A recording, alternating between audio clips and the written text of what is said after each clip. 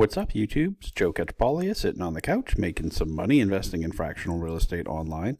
As usual, today we're going to talk about Mogul's most recent pad split, which is the Hughes in Mesa, Arizona. They've actually launched two other properties since this one's been launched, but they're both multifamily properties. This one's selling out a little slower, so I pushed it back in line a little bit. Got the Mogul hat on again because we're talking about Mogul stuff. It seems like that's all I'm talking about lately, right? We've just had tons going on. They've been listing properties faster and faster. I still have to do a portfolio update for my January dividends. That'll be coming out maybe tomorrow. We'll see, because there's another property out there as well. So as I've mentioned a few times, I'm going to just start going through these a little bit quicker. Because there's, one, that they're all very similar, so there's not a lot, that I'm really adding. But the other is, just a matter of there's only so much time and they're putting out properties faster. And I'd really like to cover some of the other platforms that I'm active on as well. And it's just, I think, one, there's the most requests whenever there's a new Mogul property out, that a whole bunch of you are, have questions about it. And so whenever I have something to share about it, I will. And it is still just my favorite platform. And I, made a purchase yesterday and last week. So it's been maybe picking up again. Maybe I've just finally come to the realization that they're not going to get the same kind of deals they used to have, and I might as well pick up the ones that are the better ones that they have. I'm not sure. Before I forget, please like and subscribe. In the description of this video, I have links to all the places where I'm currently investing in fractional real estate online, Mogul being one of them. Several of those links are affiliate links and or referral links, which will give you, some either extra shares in investments or some free money when you make your first investment. Make sure you read the terms of service carefully and do your own due diligence on those platforms and the properties. Just because I'm providing those and letting you know that I invest on those sites doesn't mean that I'm telling that you should, right? You want to make sure they're a good fit for you. A lot of the platforms that I do have money on, I'm not necessarily excited about them. I try to be as honest as possible in all of these reviews and let you know when I am putting money on and which ones I'm taking money off of and everything in between. Also, in the description of this video, there's a link to the Discord channel that I set up for fractional real estate investors. There's a couple hundred of us now that are in there, and lots of people are sharing great info. I think our Mogul thread is one of the most useful threads right now. There's people sharing details about just about every property that comes up. A whole lot of discussion about in the Lofty thread and some of the other threads as well. But please feel free to join that.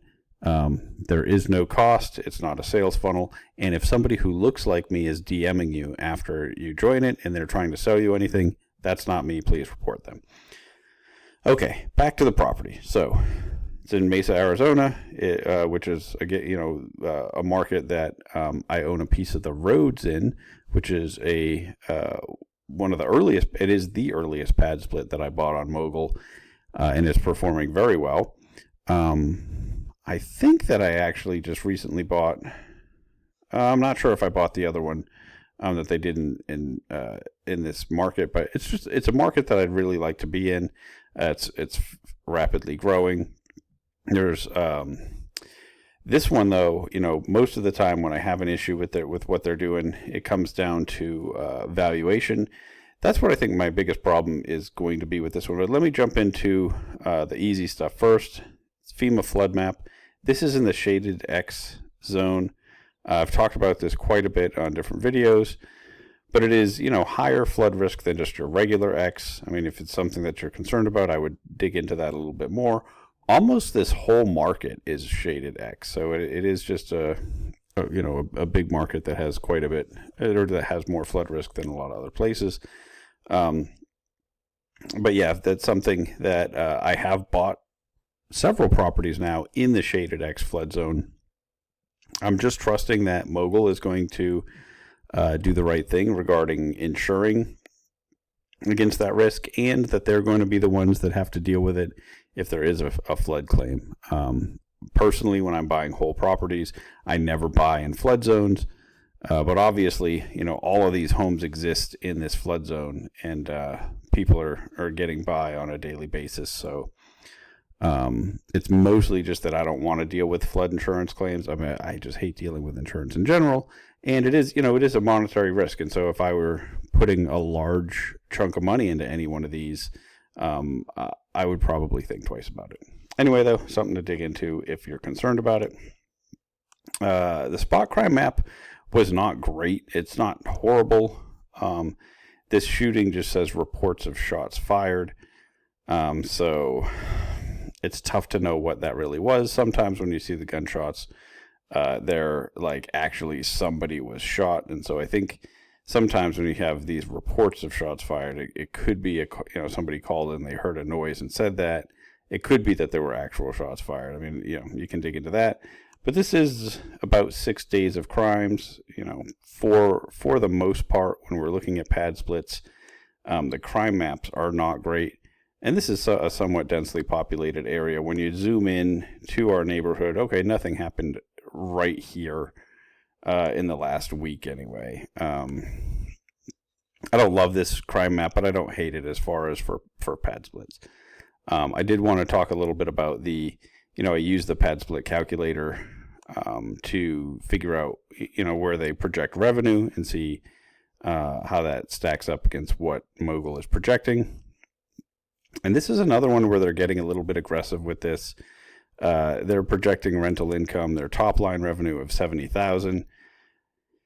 If you've watched other videos, I believe that top line is supposed to essentially be this effective gross income minus these total platform fees, because they're showing top line revenue to Mogul, not on the platform level.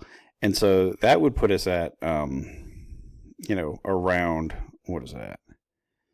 Minus 11, like around 63,000.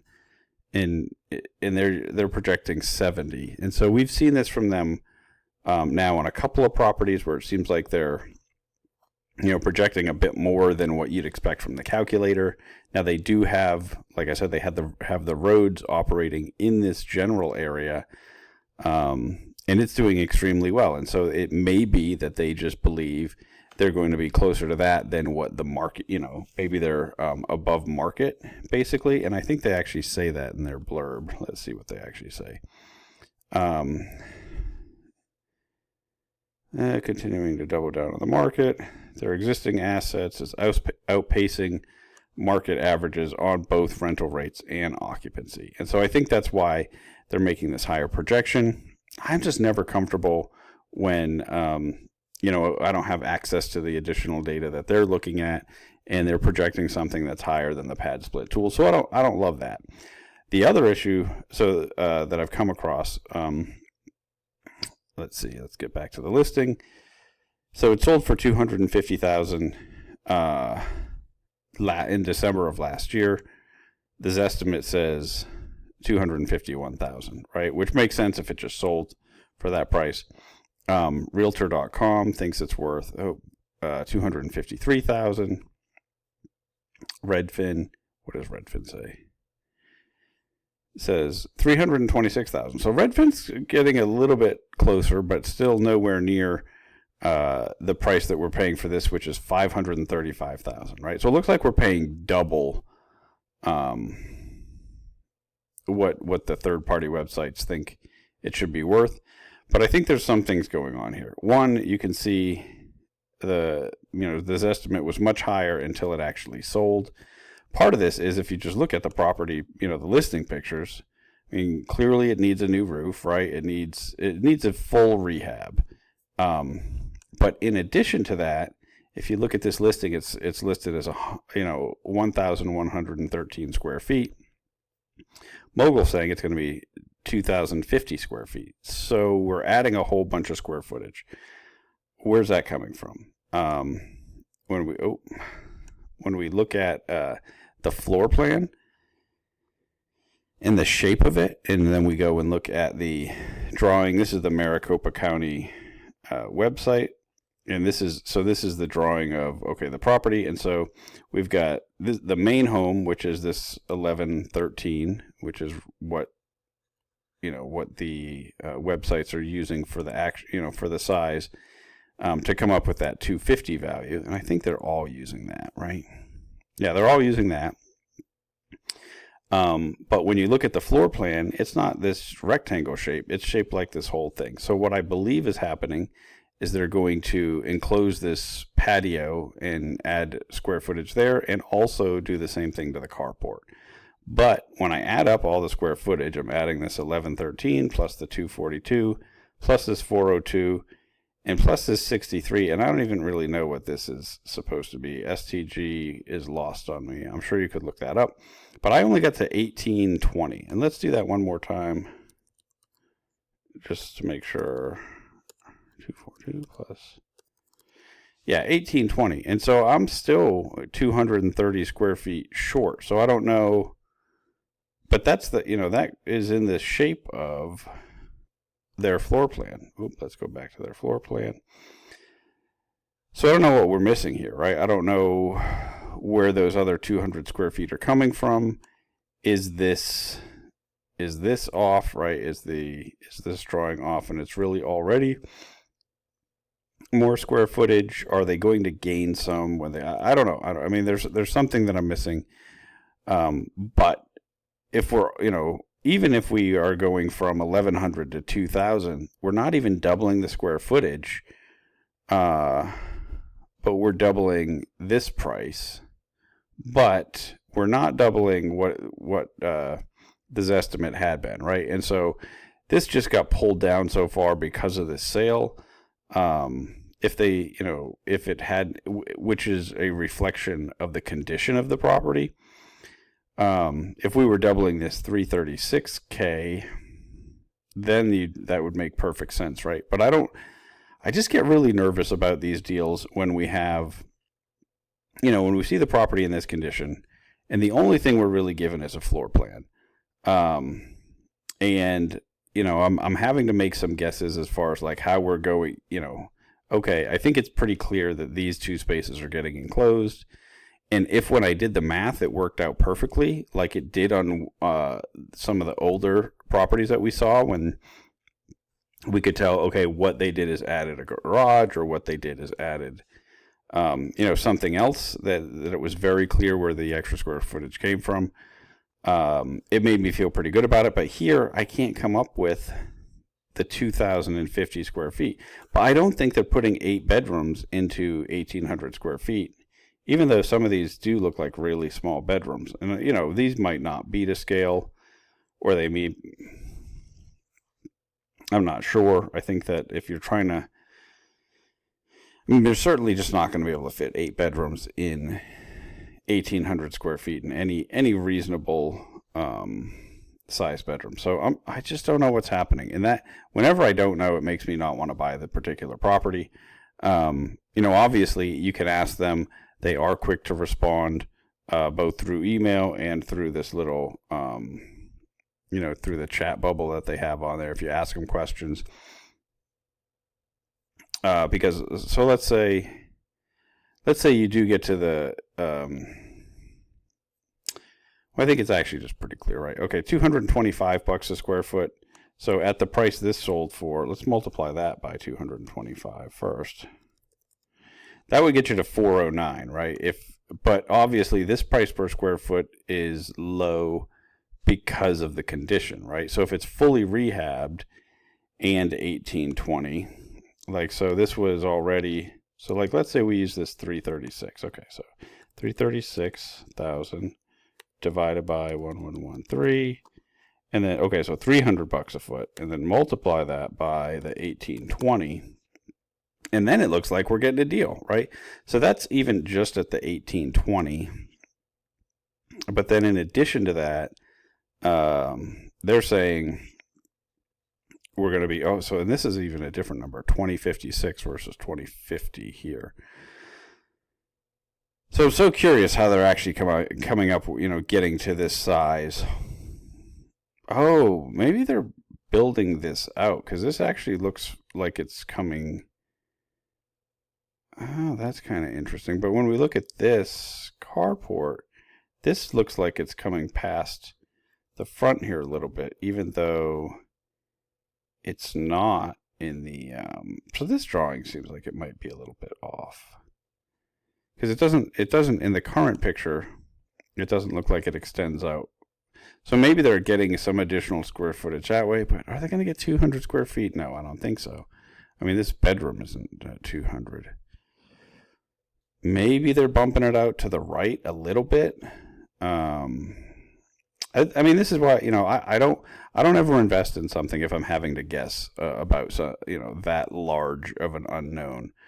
And so for me, I can see how, and I don't know that I described it. I think I'm just used to you guys knowing, what's going on here. But this is a situation where the seller is converting it for us ahead of time.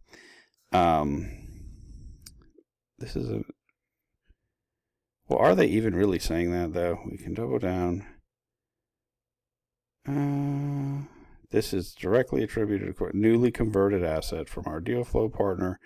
And so I believe this is like just the same thing that we've seen from them over and over again, where the property is going to be converted by the current owner. It's, but I just hate not getting the actual details about what's happening, right? Like they're telling us this is the property.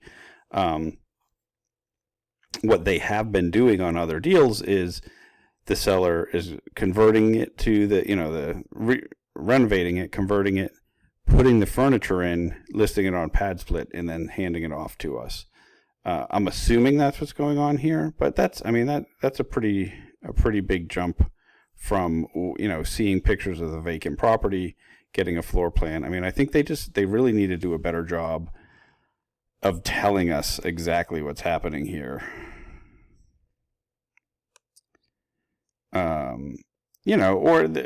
Obviously they don't, because they're selling out very quickly, right? And so there are people that are buying it. But for me to want to jump in and buy this one, I'd want a lot more detail about what's actually happening. How are we getting to that full square footage? I mean, it seems pretty clear we're enclosing that back porch. It seems pretty clear we're enclosing the carport. Maybe we're actually bumping it out a little bit.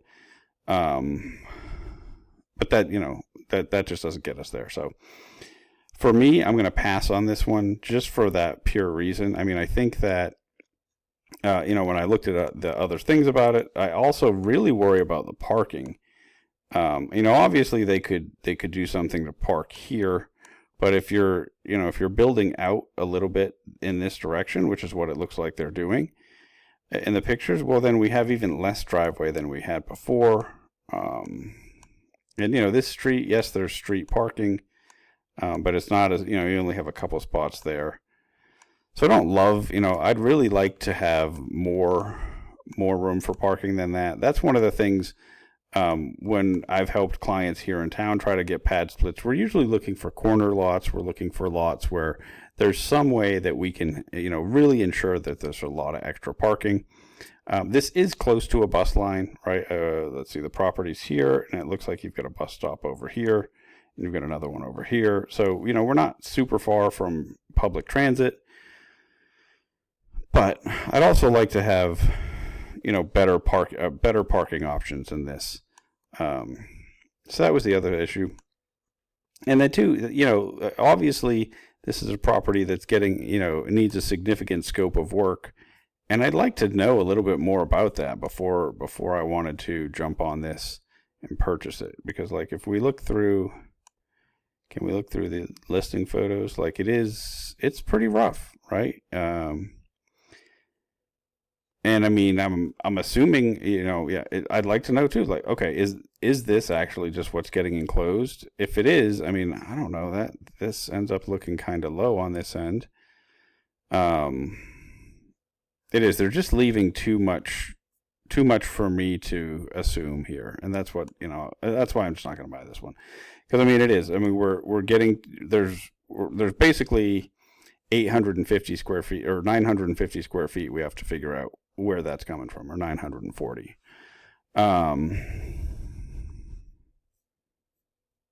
Yeah, and that's really it. Other than that, it's a market I'd want to be in. I mean, their returns that they're projecting are just the same returns we're seeing on everything else. You know what I didn't look at is their yes, 6.75 for the debt assumption. So this is higher than what we just saw on the multifamilies that they have. And then, okay, drops us down to 11 and 11. So, I mean, it is still, a higher projected yield. But okay, let's recap. What do we have here? We've got a property that is being converted to a pad split, but it looks like they're almost doubling the square footage, but I'm not getting a good description of what that project looks like as far as how they're getting there. We also have revenue that's projected higher than the pad split calculator. Without any real I guess they gave us a little explanation why. They are saying, okay, we're running our other assets in this market are running above, have better occupancy and pricing. But it'd be awesome to get that data, right? Like to be given a little bit more info than that. I didn't even pull up these comps because for me, it doesn't even make sense for me to look at these comps without understanding like what's our property, right? Like what's the finished product really going to be? Is it going to be 1,800 square feet? Is it going to be 2,000 square feet? And the 1,800 is just from me doing math while looking at this picture. The 2,000, is obviously coming from here. I don't know. I know they're pumping out properties quickly. I know they're selling out fast. For me, I'd rather just pass on this one. It's a big construction project. And so even though I've bought now a couple that are like this, it's still yet to be seen how good they are at projecting income and hitting those numbers, because all the pad splits that I have that are doing well, they bought existing pad splits that already had income. And so, of course, it's a little bit easier to make predictions when that's the case. I think that's it. That's all I'm going to say about this. I am going to do a portfolio update video, like I mentioned, and I am going to jump on their other multifamily property. I'm going to do a video about this. Hopefully I get those both out tonight, but we will see. This one isn't selling out quite as quickly as, let's see. Yeah, it still has 177,000 of 311. So, I guess it is like 50% sold out or close to it. Lots to think about. I think this one I didn't, just on the surface, I didn't like as much as the first multifamily one they put out, but I didn't do, just take that for, it's not really worth much because I didn't do a full due diligence. There was just a couple things I didn't like as much about it. It has been some discussion about that one already in the Discord too, so jump in there. Ike shared some info, and I think Brad might have said some things about it too, but anyway. Everybody who's contributing to the due diligence that we're doing on there, I really appreciate it. I think that the more we can all do that together, figuring out, it just saves us all time if we're all looking at different aspects of it, and it also makes sure, or at least helps us to not miss things, because they're putting out properties fast, they're selling out extremely quickly. Oh, maybe it was the Robin that I bought a piece of last, was it? I don't remember. Man, I'm getting the Rocco, the Wagner, the Dean. You'd think I'd know. I just don't even know. I'll have to go back and look. Oh, I could do that right now. What's the other one I bought a piece of? The Buffett. Oh, the Goldfield. What was the Goldfield? So the Buffett is the multifamily that came out, but what's the Goldfield? This was, this is the other, another recent Mesa, Arizona property, right? So I did buy a piece of this one. I liked it. That's another reason too, right? Like I'm just not going to stack up too many in the same market. I do get a little bit nervous when we're converting a whole bunch of units in this area. Yes, right now we're outperforming the market, and it seems like there's a lot of demand, but how much demand is there really for this product? And are we going to start running into problems? I don't know the answer to that. This is a market that has rapidly growing population, so I think that there's a lot of reason to think there's probably room for a whole bunch of this. But it's another reason to go, to be a little bit measured in our approach in buying them. I have been trying to get as diverse a portfolio as I can, but at the same time, I like the benefit of Mogul's already operating in this market. They already know what they can do. I just don't like the lack of really understanding what's, what are they creating here? How are they getting there from the based on the existing structure? How are we getting there? And yeah, that's it. That's everything. Sorry. I know I keep apologizing like every video about the rambliness. I think that you're just stuck with this for a little bit, and until I catch up on everything, and then we'll see what happens. Anyway, until next time, I'm gonna just keep making mistakes so that you don't have to.